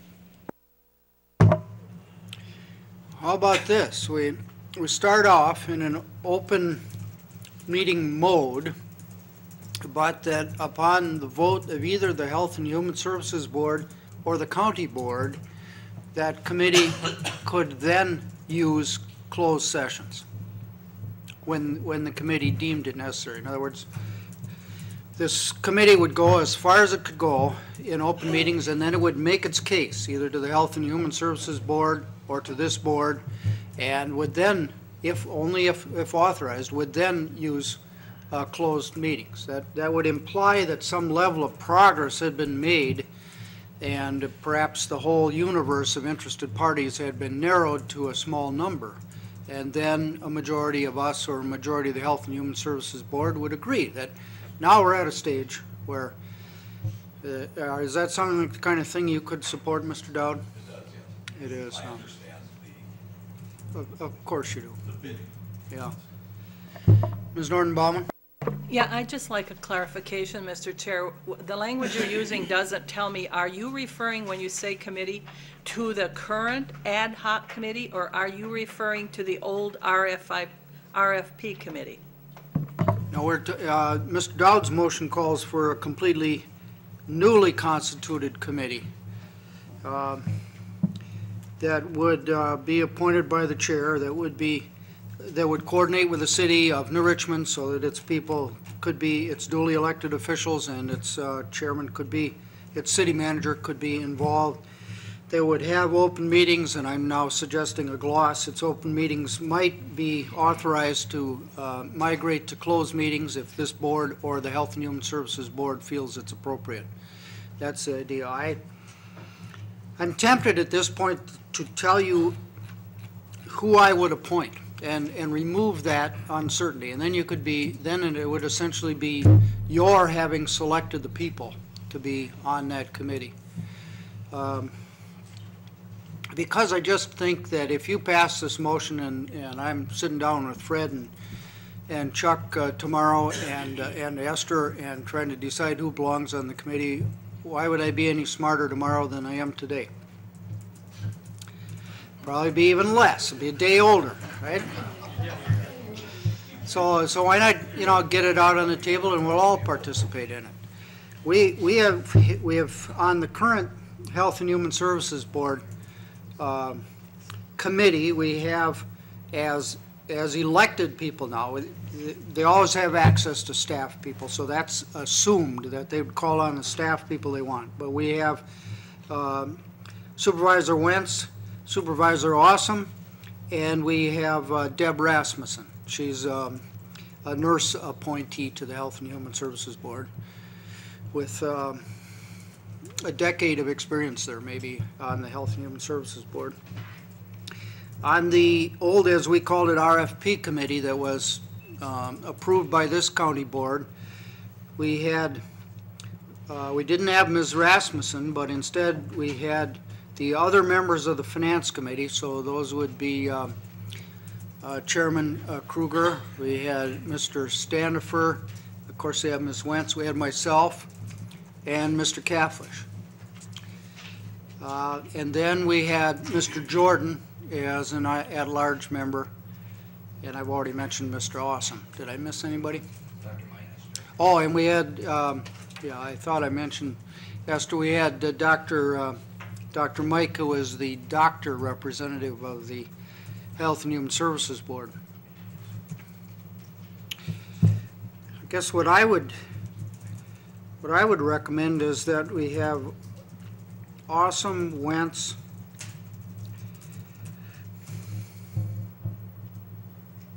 the new Dr. Holberg, whom you remember we recently appointed to the Health and Human Services Board. He was previously a county board supervisor. He's semi-retired now. He keeps office hours, I believe, mornings only and off on Wednesdays, so he's fairly available, at least as available as Dr. Mike was. He seems to be, from the discussion at Health and Human Services Board members, well acquainted with Medicaid, Medicare, billing practices, all of that kind of thing. Kruger, Standifer,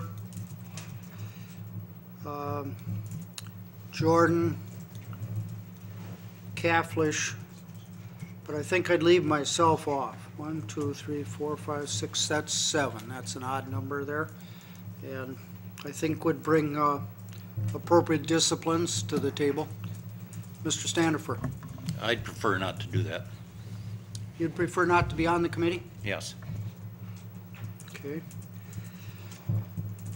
So how would you feel about that if the appointees were Awesome in alphabetical order? Awesome, Cafflish, Holberg, Jordan, Kruger, and Wentz. That would be 1, 2, 3, 4. That's 6 people, but that's okay. Mr. Cranmer? I would prefer that you served on the committee. I think having a lawyer on the committee available at any moment might be very useful, and as well as having legal advice from the paid lawyers, sort of as counterpoint. I understand that any legal advice I could give could not be treated as legal advice, in that my malpractice insurer does not want to cover St. Croix County for some reason. And my $300,000 coverage probably isn't enough for something really significant anyway. I guess you mean the ability to maybe ask the right questions or something. I'm not sure what you mean. To analyze the issues, especially if they get into legal technicalities. I'm sure the bars really want that in the minutes, because this is a validation of lawyers that goes beyond anything I've heard in decades. Mr. King? I thought the vice chair had something to say on all appointments to committees, and I haven't heard you ask me for anything. Go ahead and speak.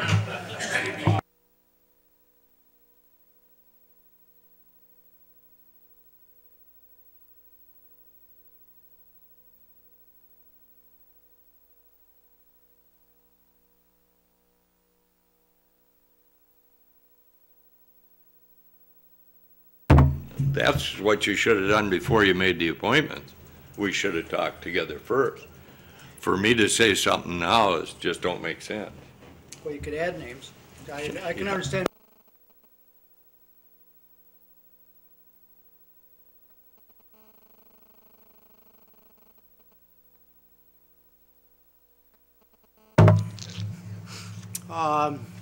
We have before us a motion, which is an amendment which replaces the prior motion. And so I'm going to ask you in a moment to vote on a motion which I'm telling you now the appointees would be those people listed, not myself. And we've already covered it. The city would be invited to the meeting. Schedules would coordinate with the city.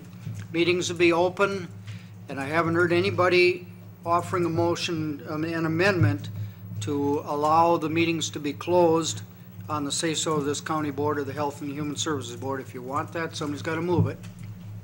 And that's what will be before you. Ms. Lucky? You're moving that the meetings would be open unless and until either the Health and Human Services Board or the county board authorizes closed meetings? Yes. Is there a second? Mr. Mortensen seconds that. Now that's an amendment to the amendment, right?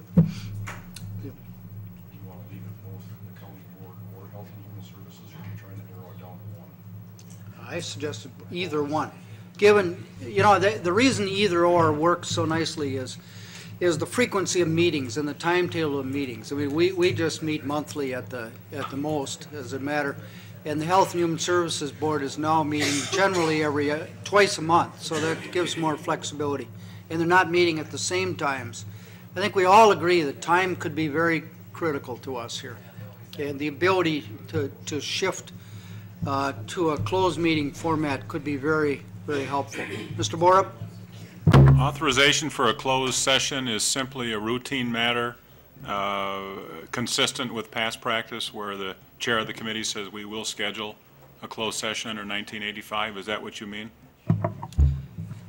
It would become routine only after one of these two bodies, Health and Human Services Board or this county board, opens that door to allow, closes that door to allow closed meetings. After that, it'd be in the discretion of the chair of the committee. But you might very well be here debating that a month from now, and you can attach whatever conditions you want to it. Mr. Marzoff. Thank you, Mr. Chairman. Originally, you had named 7 supervisors, and I was comfortable with that because in the event of a tie, there conceivably could be a tiebreaker. We are now down to 6, and I would simply offer the suggestion that you find a 7th person to replace the one who recused himself. Mr. Chairman, would you please read the names of the people that you have listed? Yes, their names are Awesome, Cafflish, Holberg, what is the J? Jordan, Kruger, and yourself. Debbie Rasmussen is not part of that? No, my thinking was Holberg is a substitute to bring the medical discipline to the table, and another member of the Health and Human Services Board is what I was thinking. Do you want to weigh in with a suggestion here, Dick? I'll try to be less offensive to you.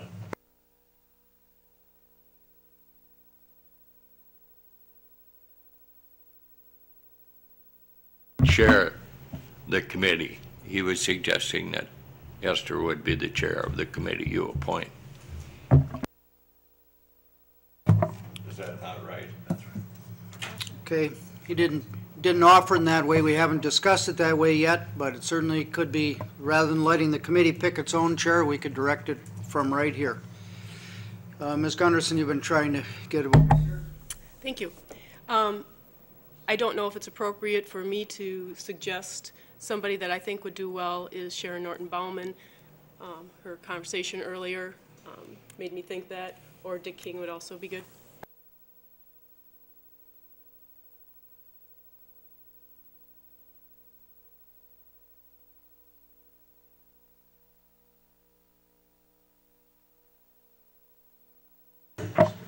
Mr. King has indicated to me that he declines to be on it. Mr. Mortensen? Thank you, Mr. Chairman. First, I would like to see the committee of 7, an odd number, and I would hope that you would be on the committee. And also, I've visited with several people in the county, and the subsidy is $1.3 million approximately. That's less than $20 a person, and they look at me. So that's not much on that part. And I've heard a couple of people mention about Spring Valley building a new nursing home.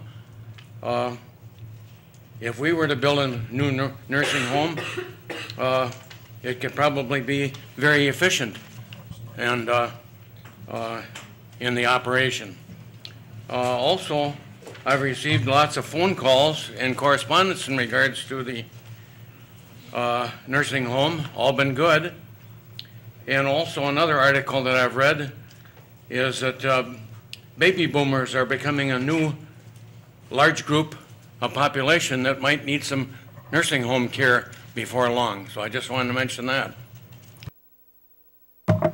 Seems to me I saw another hand. Mr. Just a comment to the prospective committee.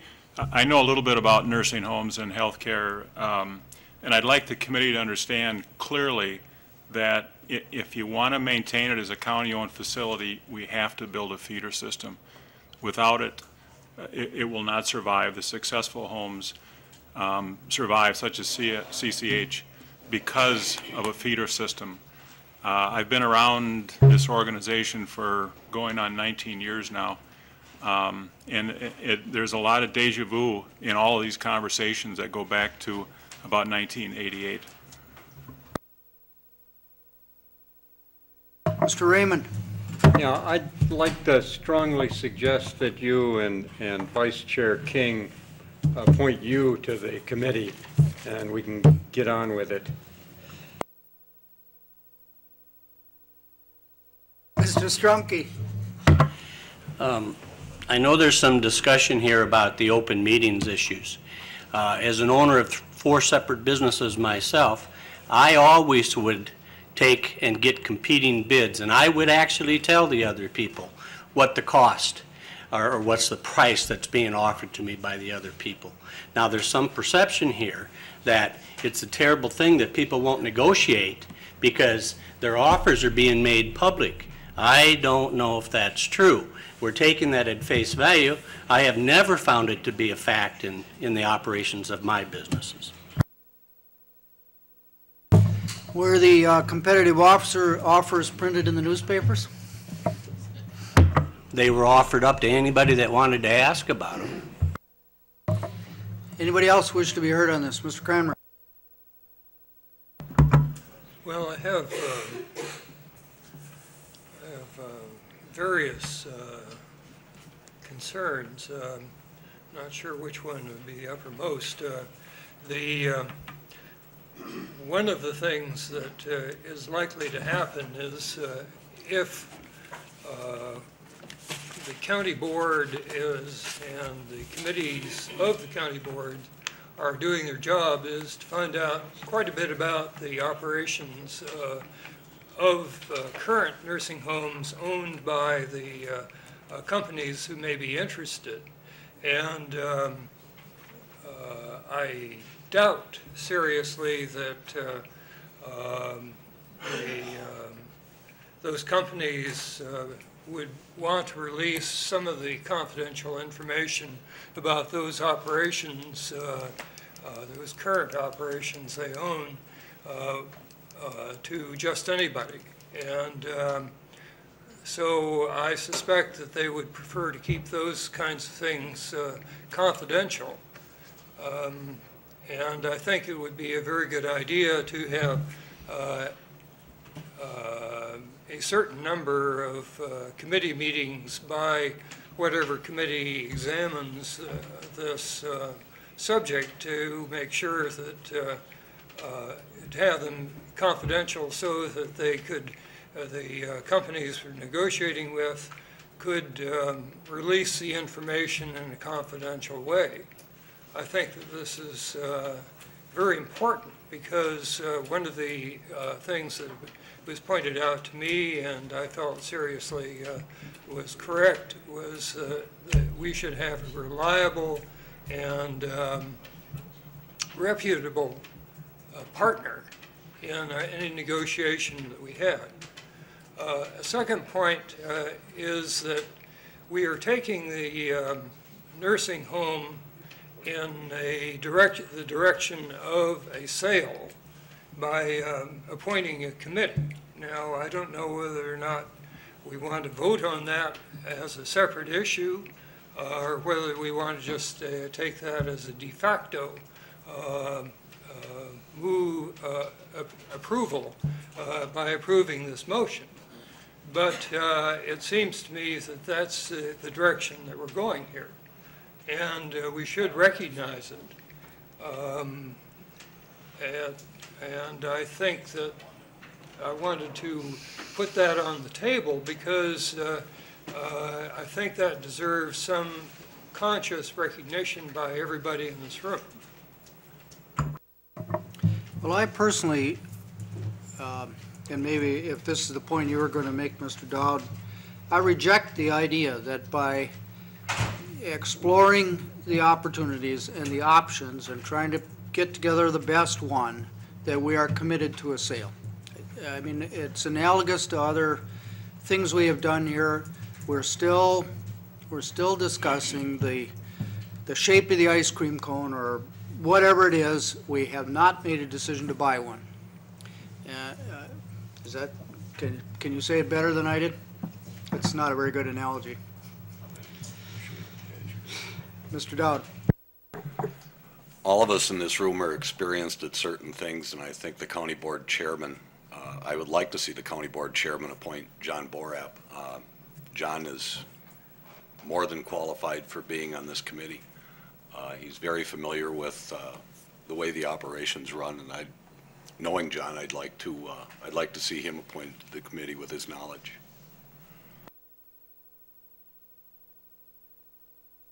What we might do is pass the motion but leave one chair vacant, and then we might just actually hold an election for that chair. Secret ballot, just like when we elect members of our various elected committees, do that as a follow-up matter, and that way we don't have to put people out in front of each other and make nominating speeches and all that sort of stuff, which sort of puts us one against the other.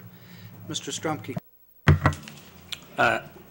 I'm losing track of what amendments are out there in the initial motion. What I would like to request is that the chair would read the amendment that we have pending to vote, and I would like to call the vote on that. Good. Somebody's expressing the same frustrations we've been feeling up here, that we're close enough to a decision we ought to be able to make it. Can you do that for us? Make a motion? Yes. I do have it, Try it. Supervisor Dowd's, and I was going to question this. He did indicate under the direction of Supervisor Wentz is how he began the motion. So, all right? Right. Okay. Motion by Supervisor Dowd, second by Supervisor Burry, to amend the existing motion that under the direction of John Borup? Yes. Clarence Malick? Yes. Don Jordan? Yes. Ron Raymond? Cindy Leonard? Yes. Linda Lucky? Yes. Stan Kruger? Yes. Denise Gunderson? Yes. Lois Burry? Yes. Brian Hurchin? Yes. Julie Spear? Yes. Joe Hurchin? Yes. Bill Peavy? Yes. Gerald Peterson? Yes. Charlie Grant? Yes. Tom Dowd? Yes. Chuck Mills? Yes. Richard King? Yes. Wallace Habhager? Yes. John Mortensen? Yes. Esther Wentz? Yes. Tom Kafflish? Chuck Strumke? Yes. Richard Marzoff? Yes. Sharon Norton Bauman? Yes. Roger Rebholz? Yes. Bill Cranmer? Yes. Passes unanimously.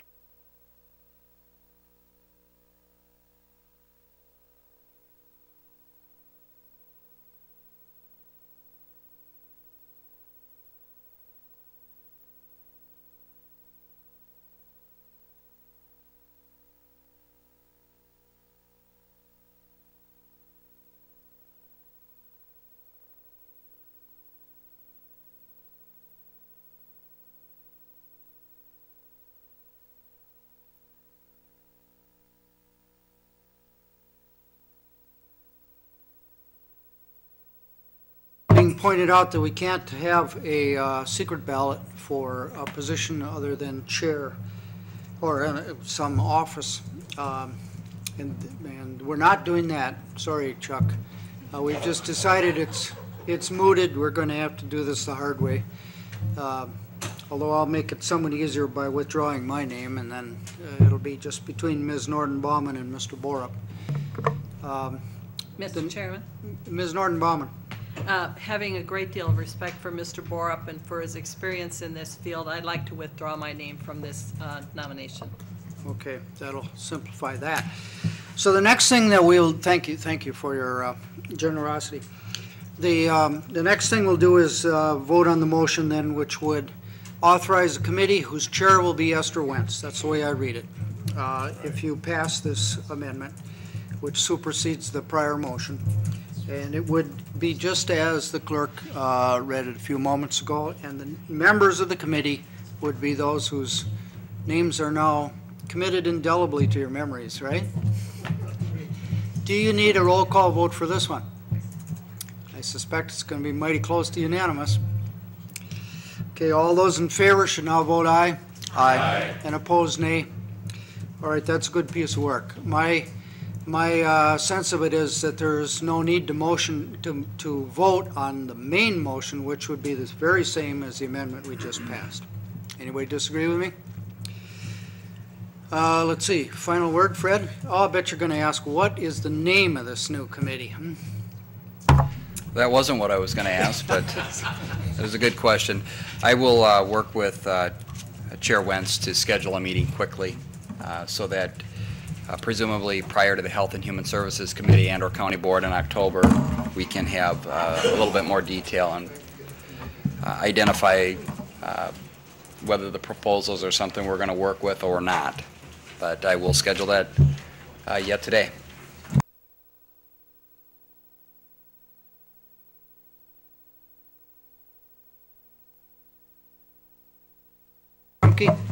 Yes, I do, under the nursing home. Oh, on the nursing home? Yes. All right. I would expect that the chair will refer this to a committee, but, and if it's not required to go to a committee and we can vote on it today, I will change this to a motion. But I would like to see what needs to be done so that we stop taking applications and residents into the nursing home at this time. And then another one would be is that in the request for RFP committee that we're putting together, that there is a restriction stated as to how much money, if any, we will pay to anybody to come and take over the nursing home. All right, the chair will refer your two questions to the Health and Human Services Board. The first is to make a recommendation with regard to the potential for stopping admissions, and the second is to make a recommendation to this county board with regard to any maximum amount of subsidy. Ms. Wentz, and you don't need to answer today. I can answer the first one right now. If we are indeed going to partner, or whatever we're going to do with the nursing home, to stop admissions now would be the same as locking the door and saying we're done. And that is not the intent of our motion or of this county board. Okay, well, pass it through your committee and tell us, at the next meeting or the meeting after that, according to the bylaw, on those two topics. And did you get them sufficiently, Madam Clerk? Okay. Thank you, Mr. Strumke. Any other things before the clerk reads her announcements and we go home? What's that? Oh, yeah, that's right. There was some.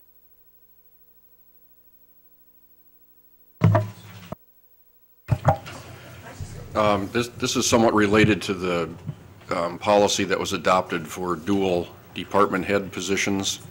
The situation did arise, and the person that held one of the positions submitted a letter of resignation, and it's the medical examiner position, and the medical examiner is appointed by the county board. So the letter of resignation, according to the resolution and the agreement with that person, you submit a letter of resignation, and that's all that's necessary. However, the person would like to withdraw that letter of resignation, and I believe Public Protection will bring a recommendation to the county board next month to allow that letter of recommendation to be withdrawn.